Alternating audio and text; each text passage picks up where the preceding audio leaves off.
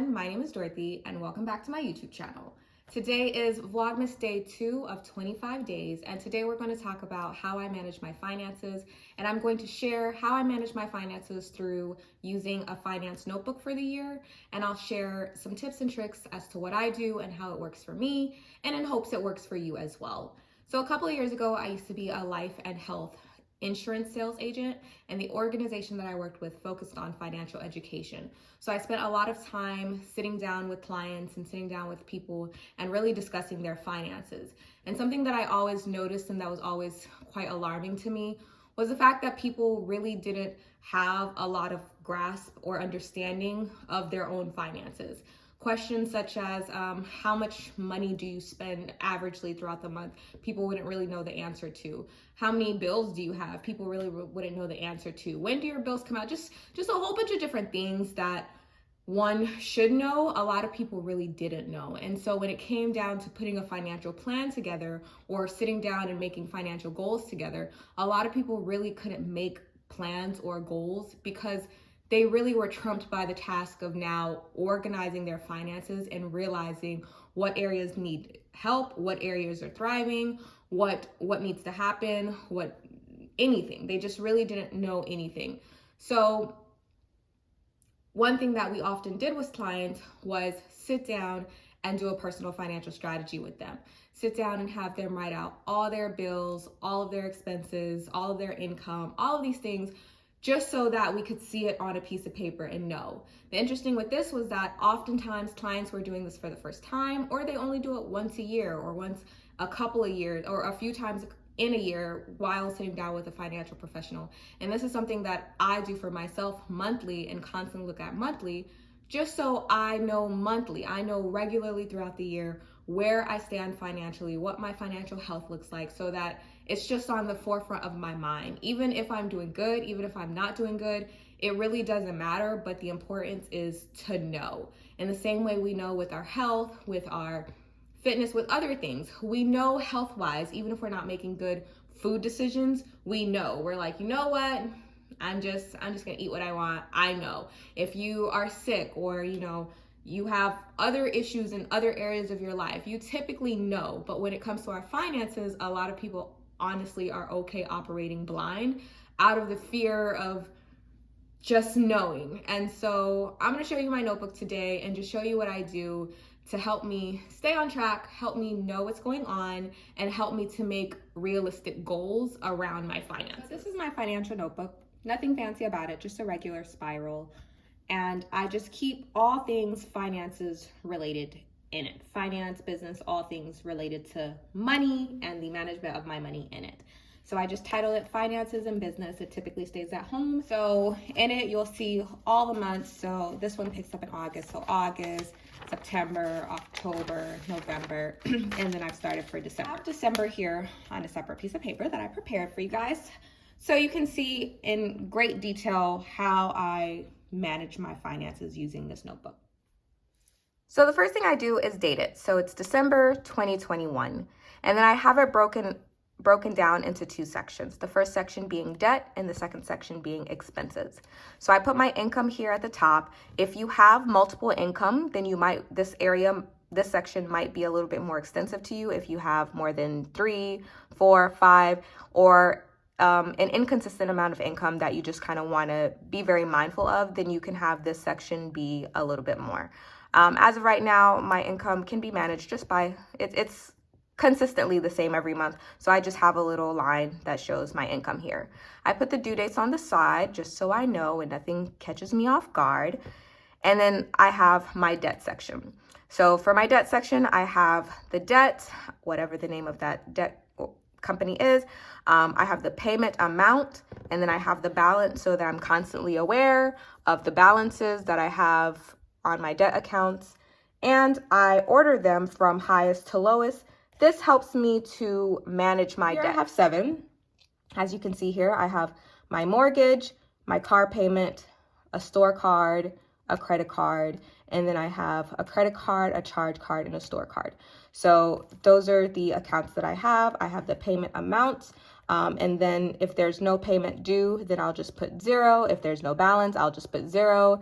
If I'm in a season where I'm actively managing debt, actively reducing debt, then I'll just take a pen or a marker and just cross things out, because it just really helps me to just like cross it out and know I'm no longer a slave. But so it's up to you how you want to do that, but that's typically how that goes. And as the month goes, once things get paid, I just check it off. So for example, it's December 2nd, my mortgage has already been paid. I'll just put like a little check so that I know that's already been paid. Just so as the month goes on, I can go and I can see what's been paid, what hasn't. If something hasn't been paid, then it won't have a little check next to it. If it's something that doesn't need a payment, then I'll go through and put a check, because I know they don't need payment. So just to help me, I like to see checks, okay? I like to see check marks. It just helps me remember in my mind, these are not things I have to worry about. The next section is expenses. I order by importance. I order my expenses by importance, just in case if I need to cut expenses, I know where to start. So if I know my important things are at the top, then say I'm trying to, reduce my bills by $50 to $100 or something, I can come from the bottom and just know, okay, Disney Plus is not that important. Audible is, I can kind of start to play a little bit with my expenses. So that's why I like to order them by importance. So as you can see here, I have a list of expenses. First thing here is my tithe. Then I have a little section that lets me know that these are home related expenses. So like my HOA condo fee, my home insurance, my home security, my electricity, and my internet. I just know those are very important and they're home related, so that just to kind of keep things separate from the other expenses. Then I'll go into some more expenses. I have my final expense insurance, my IUL, life insurance, Apple storage, Apple Music, the gym, my gym membership, Audible, Disney Plus, and my cell is more important. It obviously belongs somewhere else in this column, but I just switched cell phone carriers, so I don't really know what my new monthly bill will look like just yet. And yeah, I probably won't see a bill this month. So that's why I just kind of put it here with a little question mark, letting me know that, I won't see that this month.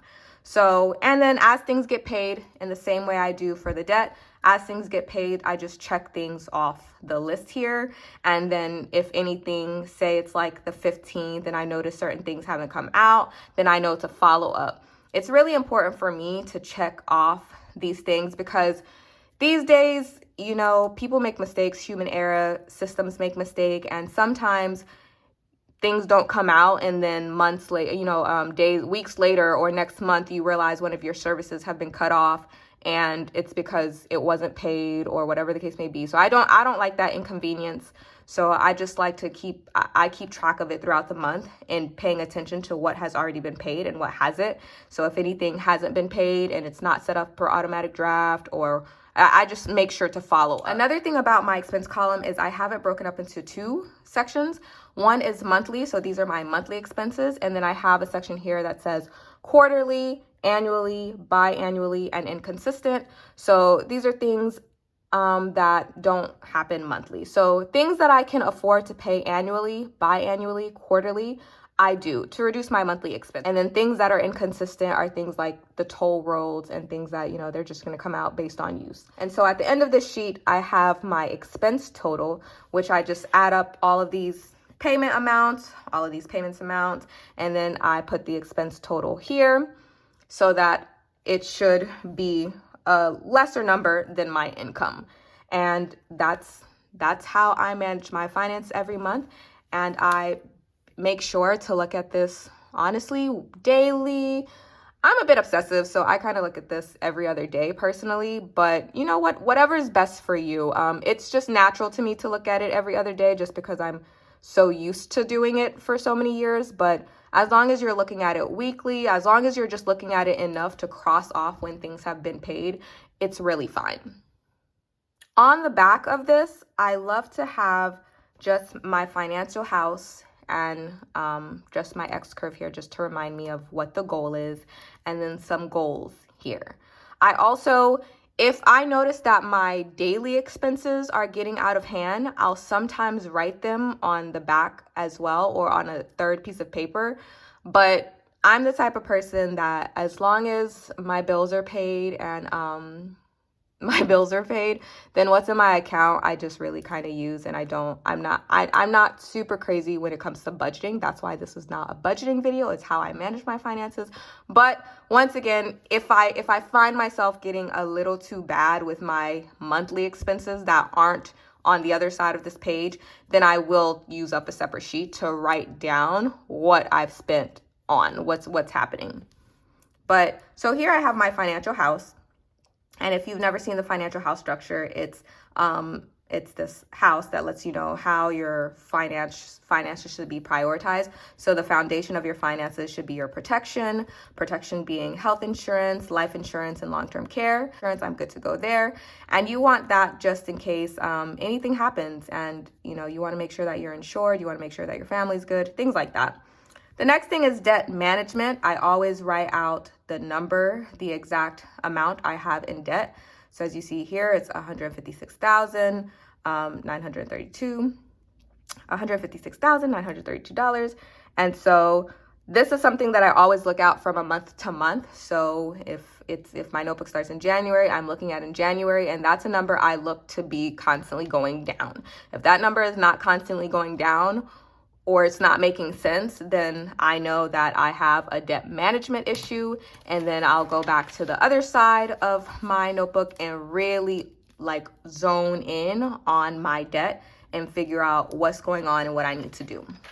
So this is a very important one for me constantly. So that's why I keep a notebook, so I can really pay attention to the structure from month to month.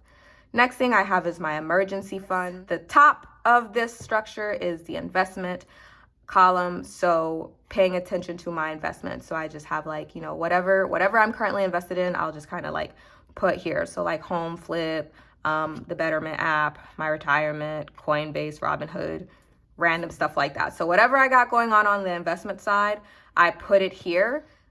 That's my financial house. Then I have my X curve just to remind me of why I do all of this.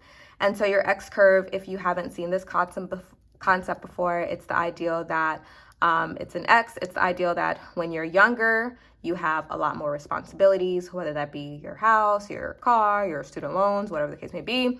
And over time, your responsibilities should decrease as you get older, and you should have less responsibilities as your investments increase as you get older. So I just kind of like to remind myself of these financial concepts just so I'm reminded to tap in and tune into what's going on with my financial health. And then at the bottom, I'll put goals that are on my mind. And I try to be as realistic as I can, and I try to be as detailed as I can. So one goal for this month for me is designate a consistent monthly amount for savings. I used to do really good at saving money, and then I bought a house, I'm not gonna lie. And after buying my house, I just stopped saving consistently, to be honest. I don't know. Two is designate a consistent monthly amount for app investing. So my Coinbase, my Robinhood, my Betterment. These apps, I just kind of maybe $5 here, maybe $100 here, whatever the case may be. There's no consistency to it. It's just if I'm on the app and I'm feeling in the mood to invest, I would like to get more consistent with that. So if I'm gonna commit $100 to investing on my apps, I want to know that I need that to be on my expense column. I know that's a bill, that's something that I'm actively doing. So those are my two goals going into the next year. Those are two areas that I really dropped the ball on within the past year. So those are the two areas I'm really trying to build back up. So that's it for today. That's ultimately how I manage my finances. If you have any questions, please let me know in the comments. If you have any tips that you currently use that work for you really well, if you see anything on this that you're you have there's always room for improvement. So please feel free to let me know in the comments. And until then, thank you so much for watching this video. Have a wonderful day, and I'm so excited to see you back here for Vlogmas Day 3. If you like anything you've seen today, please go ahead and hit the subscribe button.